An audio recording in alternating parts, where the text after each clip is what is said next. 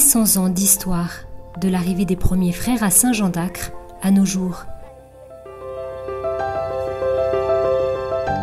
Actuellement, la custodie de Terre Sainte opère dans les pays suivants: en Israël, Palestine, Jordanie, Syrie, au Liban, en Égypte et dans les îles de Chypre et de Rhodes, en Grèce. Environ 300 religieux y travaillent, collaborant avec des centaines de religieux de différentes congrégations. Les franciscains sont au service dans les principaux sanctuaires de la Rédemption.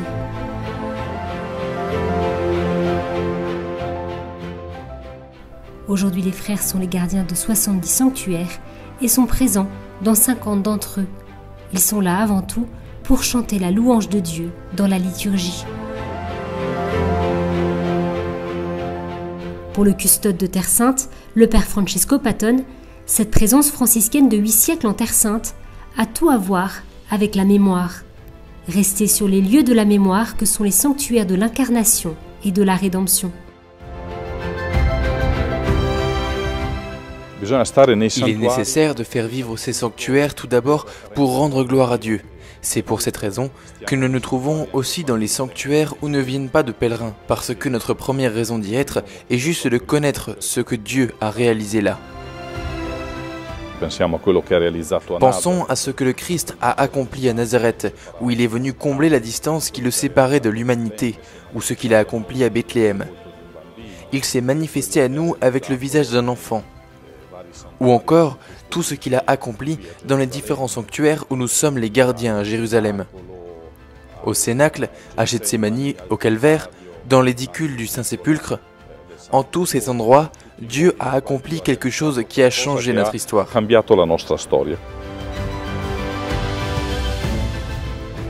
Pour protéger les lieux saints et par amour pour la parole de Dieu, les frères ont aussi voulu étudier l'archéologie, pour toucher ces pierres qui furent les témoins d'un événement de l'histoire du salut, vénérées de génération en génération dans la prière.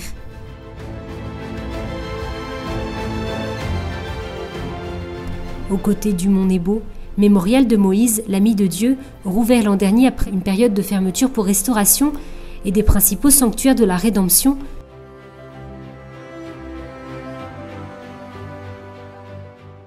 Il primo compito dei francescani nei luoghi santi è stato quello di continuare la preghiera sul posto, di mantenere il culto.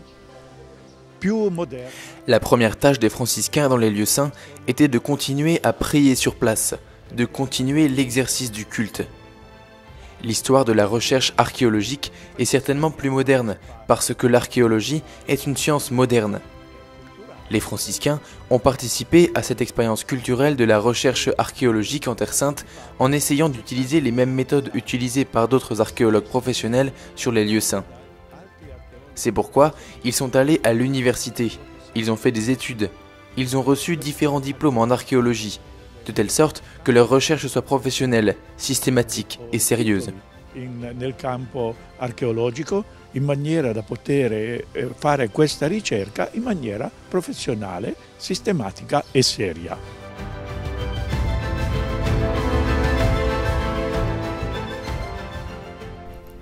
Nombreux sont les archéologues qui, au fil des siècles, ont consacré leur vie à déterrer les endroits que nous pouvons visiter aujourd'hui, notamment le père Bellarmino Bagatti, le père Virgilio Corbo, le père Michele Cirillo, le père Pietro Casvalder, le père Stanislao Lofreda, lequel, avec le père Corbo, a travaillé à Capharnaüm, devenant ainsi les témoins de l'une des plus belles découvertes dans la ville de Jésus.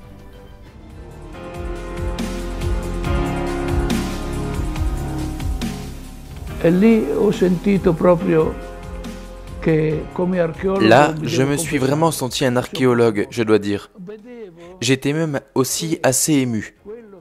J'ai vu que ce qui avait été dit dans les sources littéraires correspondait à la réalité. Que la maison de Pierre avait été transformée en église, qu'on ne pouvait plus voir la maison, mais que l'intérieur de la maison est resté identique, comme auparavant. Però dice, la casa è così com'era in antico. S'ajoute le service liturgique au Saint-Sépulcre et dans la basilique de la Nativité. Noi abbiamo i cristiani di Nazareth che hanno un grande amore per il luogo dell'incarnazione, per la basilica. Nous avons les chrétiens de Nazareth qui portent un grand amour au lieu de l'incarnation, la basilique de l'Annonciation, mais aussi les pèlerins du monde entier qui viennent ici non seulement pour découvrir, mais aussi pour faire l'expérience de Dieu sur le lieu de l'incarnation dans la maison de la Sainte Vierge. Nous avons une vie paroissiale forte avec les chrétiens locaux. La messe tous les matins, mais pas seulement. Nous récitons aussi l'Angélus à midi. Il y a la procession au flambeau le samedi, l'adoration tous les jeudis, et nous prions le chapelet dans la Sainte Famille tous les mardis. Toutes ces célébrations sont diffusées sur différentes chaînes de télévision catholiques à travers le monde et sur le site internet du Christian Media Center. Per diverse TV cattoliche del mondo e per la web TV del Christian Media Center della Custodia di Terra Santa. Les lieux de la passion, de la mort et de la résurrection du Christ vivent chaque jour. À 16h, s'unissent à la petite communauté franciscaine du Saint-Sépulcre de nombreux pèlerins qui viennent à la basilique pour rappeler l'importance de la dévotion à la croix. Pendant des siècles, les frères ont prié ainsi en procession. Dans la forme, celle-ci a changé un peu depuis, mais nous avons toujours prié en pensant à ce que Jésus-Christ a accompli ici. Sa mort, sa résurrection, la rencontre avec Marie-Madeleine, la rencontre avec sa mère. C'est en faisant mémoire de tout cela que les frères ont toujours prié.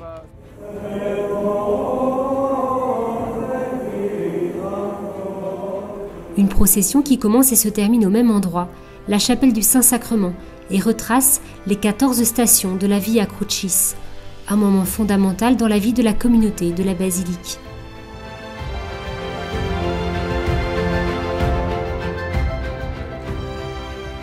À Gethsémani également, les pèlerins, au moyen d'une réservation, peuvent participer à l'heure sainte dans la basilique de l'agonie de Jésus.